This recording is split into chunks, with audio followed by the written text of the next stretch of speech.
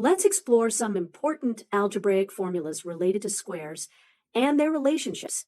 Let's start with our first formula. A plus b squared equals a squared plus 2ab plus b squared. Let's understand this geometrically. Our second formula is a minus b squared equals a squared minus 2ab plus b squared.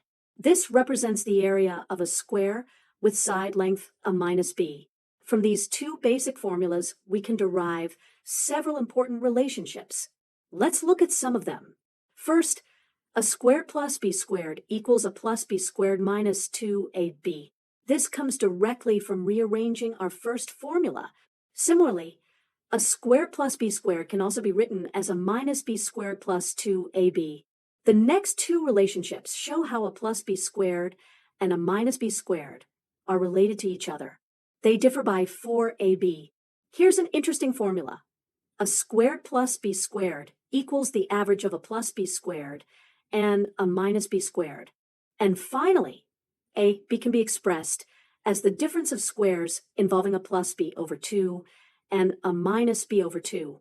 These formulas are fundamental to algebra and have wide applications in mathematics. Understanding their relationships helps in solving complex algebraic problems.